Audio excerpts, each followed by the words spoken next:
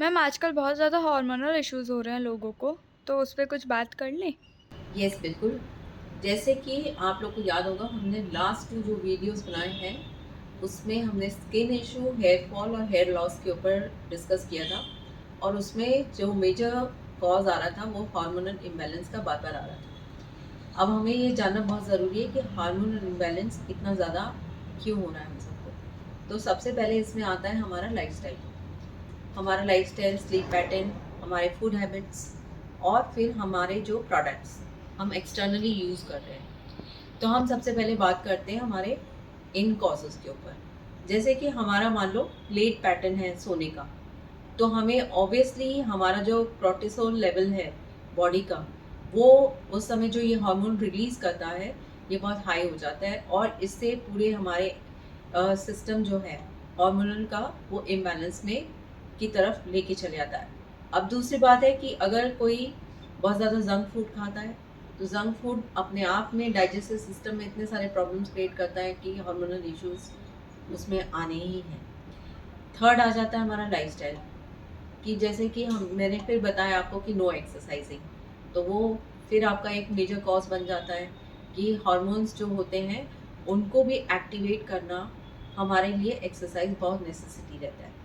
और मैंने एक और आपको बताया था कि गट बैक्टीरिया, गट बैक्टीरिया जो होता है वो इनडाइजेशन की वजह से आने लगता है, क्योंकि हमारा अगर फूड पैटर्न, स्लीप पैटर्न और ये सारी चीज़ों को मिलाकर हमारा गट बैक्टीरिया अच्छे से काम नहीं करता है और जिसकी वजह से हमारा हार्मोनल इम्बैलेंस होने लगता है। और अब मैं आती हूँ अपने एक्सटर्नल प्रोडक्ट्स के ऊपर। जो हम बहुत सारे प्रोडक्ट्स ऐसा यूज़ करते हैं जिसमें बहुत ज़्यादा परफ्यूम्ड है, चाहे परफ्यूम्ड ऑयल हो, परफ्यूम्ड आपके क्रीम्स हो, चाहे आपकी परफ्यूम लिपस्टिक्स हो, चाहे आप परफ्यूम लगाते हो, इन सब में हाईली कंटेंट ऑफ केमिकल्स होते हैं। जैसे हम लगाते हैं उनको, हम स्किन के थ्रू उसको ब्रीदिंग करते हैं, नोज़ के थ्रू हम उनको सांसों के थ्रू ले रहे हैं, तो ये सारी चीज़ें हमारे बॉडी के अंदर जाती है और ये एकदम से ट्रिगर करता है हार्मोनल इम्बैलेंस। अब कई लोग बोलेंगे कि मैम ये तो हम अवॉइड कर ही नहीं सकते, क्योंकि हमें कुछ डॉक्टर्स ने रिकमेंड किया होता है कि हम स्किन के इश्यूज़ के लिए हम वो क्रीम्स लगा रहे होते हैं। मैं ये कह रही हूँ कि क्रीम्स लगाने के लिए मना नहीं कर रही हूँ, पर उसमें आप कंटेंट देखिए कि अगर वो हाईली परफ्यूम्ड है, कहीं पे भी परफ्यूम लिखा हुआ है, तो वो आपकी हार्मोन को ट्रिगर करेगा। और सेकेंडली कुछ लोग डीओ लगाते हैं, कुछ लोग परफ्यूम बहुत यूज़ करते हैं, तो वो भी हमको बहुत ज़्यादा हार्मोनल इश्यूज़ देता है।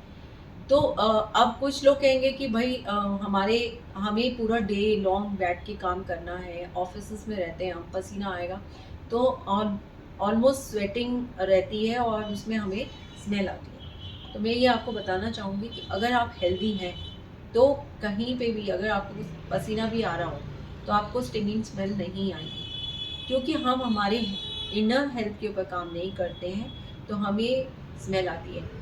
अब ज़्यादातर क्या होता है कि हम जब नहाते भी हैं तो हम बहुत highly content of chemical based soap use करते हैं, तो सोप भी यूज़ करने से हमारी स्किन उसको इनहेल करती है।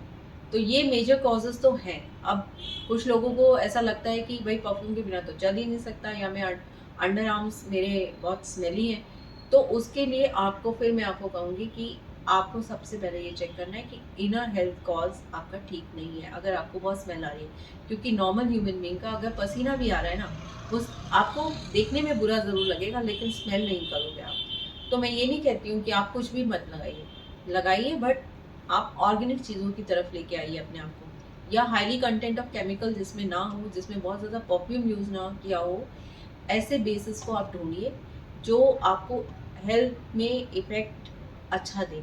ना कि आप ये सोच रहे हो कि मैं तो अपने हेल्थ का पूरा ध्यान रख रहा हूँ, हाइजीन का पूरा ध्यान रख रहा हूँ, लेकिन हो कुछ रिवर्स ही रहा है उससे। तो ये बहुत बड़ा फैक्टर है। दूसरा, फीमेल्स यूज़ करती हैं वी वॉश। अब वी वॉश जो है डॉक्टर्स ही रिकमेंड करते हैं, मैं डॉक्टर्स के ऊपर कोई कमेंट नहीं करना चाहती इस बारे में, लेकिन हाँ, वी वॉश जो है वो भी हमारे हार्मोनल इशू का, जो पीसीओडी वगैरह जो फीमेल्स आजकल फेस कर रही हैं, ये सारे प्रॉब्लम्स हमको वी वॉश से डेवलप हो रहे हैं। इसके ऊपर अगर आप चाहते हो तो रेफरेंसेस चेक कर सकते हो, कई आर्टिकल्स इसके ऊपर आ चुके हैं। बहुत लोग तो कंसीव भी नहीं कर पाते इसकी वजह से। तो हमें इस चीज़ के ऊपर बिल्कुल ध्यान देना चाहिए। तो अगर हमने अपने हार्मोन्स के ऊपर थोड़ा-सा ध्यान देना शुरू किया आपने कि कैसे हम अपने हार्मोन्स को बेटर बना सकते हैं, ये सब चीज़ों को अवॉइड करके, तो आपको ज़रूरी मतलब बेनिफिट्स हैं स्किन के रिलेटेड या हेयर से रिलेटेड, और आपको बहुत सारे इश्यूज़ जैसे पीसीओडी वगैरह हैं, ये सब आपके रिज़ॉल्व होना शुरू हो जाएँगे। तो मैं इसके ऊपर ये कहना चाहूँगी कि मैं इसके आगे अगर हमें हो चुका है हार्मोनल इम्बैलेंस, तो हम इसको कैसे रिवर्स कर सकते हैं और क्या-क्या तरीके से इसको रिवर्स कर सकते हैं, ये सारे तरीके मैं आपको अपने नेक्स्ट आने वाले वीडियो में ज़रूर बताऊँगी। Thank you so much.